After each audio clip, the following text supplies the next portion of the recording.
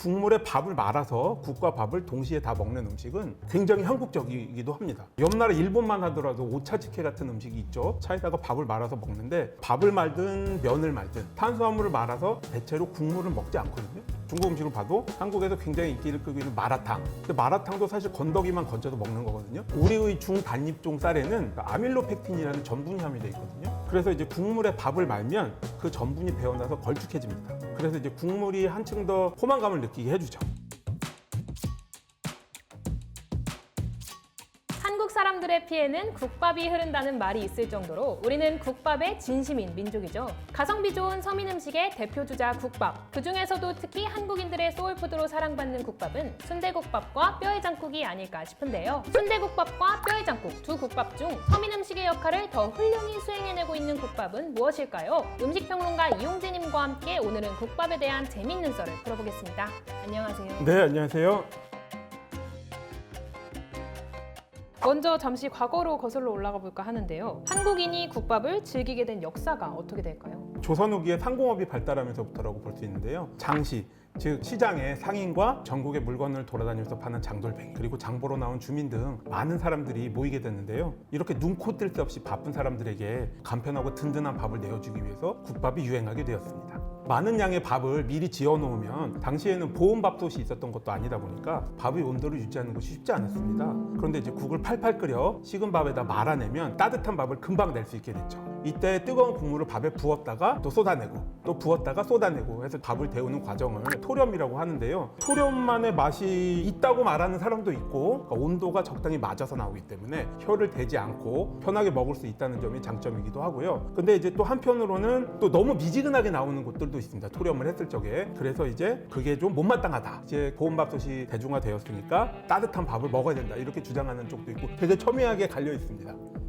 일식, 중식, 퓨전 요리 이렇게 다양한 음식이 계속해서 넘쳐나고 있는데 네네. 지금도 한국인이 이토록 국밥을 좋아하는 이유가 뭐가 있을까요? 글쎄요, 사실 국물 음식은 세계 어디에나 있습니다. 미국의 유명한 베스트셀러에 내 영혼을 위한 닭고기 수프, 또 이러한 책이 있거든요. 미국 사람들이 감기 걸리고 이럴 때 몸살 났을 때 먹는 그러한 소울푸드 같은 음식이거든요. 그래서 사실 식재료의 맛을 따뜻한 국물에 우려낸 음식은 비단 뭐 우리의 것만은 아니긴 합니다. 그런데 이제 또 살펴보면 이렇게 국물에 밥을 말아서 국과 밥을 동시에 다 먹는 음식은 굉장히 한국적이기도 합니다. 옆 나라 일본만 하더라도 오차즈케 같은 음식이 있죠. 차에다가 밥을 말아서 먹는데 밥을 말든 면을 말든 탄수화물을 말아서 대체로 국물을 먹지 않거든요. 근데 이제 한국인들은 그 국물을 다 먹죠. 라면도 국물을 다 먹고요. 중국 음식을 봐도 한국에서 굉장히 인기를 끌고 있는 마라탕. 근데 마라탕도 사실 건더기만 건져서 먹는 거거든요. 그래서 밥을 말아 먹는 게 아님에도 불구하고 밥을 못 말아 먹어서 안달입니다. 국물 내셨다죠. 그쵸. 국물을 다 마셔야 된다. 우리의 중단잎종 쌀에는 아밀로펙틴이라는 전분이 함유되어 있거든요. 그래서 이제 국물에 밥을 말면 그 전분이 배어나서 걸쭉해집니다. 그래서 이제 국물이 한층 더 포만감을 느끼게 해주죠. 게다가 국물과 밥을 말아냈을 때의 어떤 그 생리적인 만족감이 있는 것 같습니다. 국물의 따뜻함과 포만감이 빚어내는 정서적 만족도 두말할 필요가 없겠습니다. 그렇다면 국밥 중에서도 오늘의 주인공이죠. 순대국밥과 뼈해장국 두 국밥 중에 더 영양적으로 훌륭한 국밥은 무엇일까요?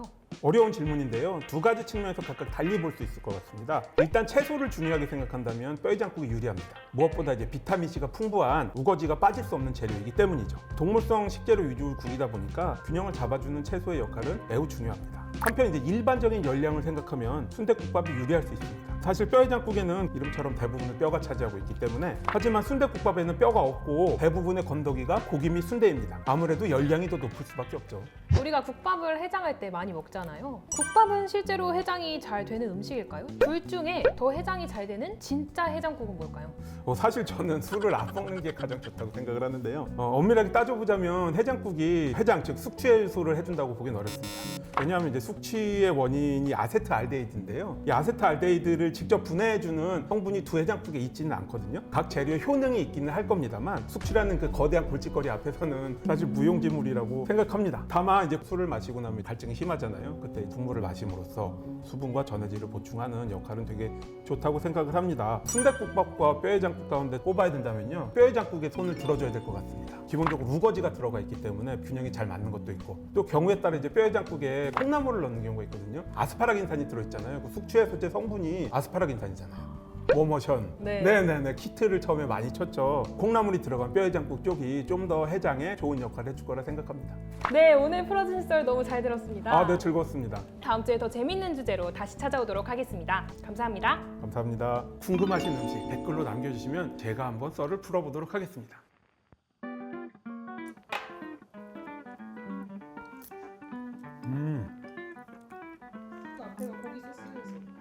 두 가지를 보는데요.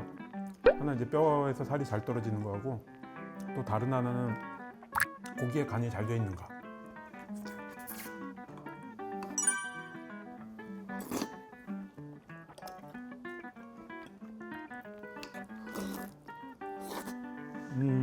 아무래도 국물 음식은 국물이 제일 중요하죠.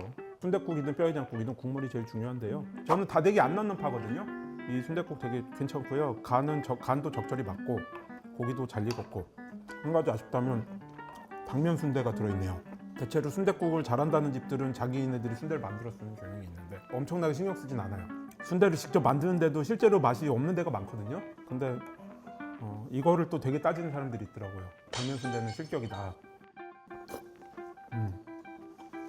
보통 사람들이 해장이라고 생각하는 어떤 그 필요에는 뼈해장국이 더 잘 맞는 것 같고요. 저는 순댓국파.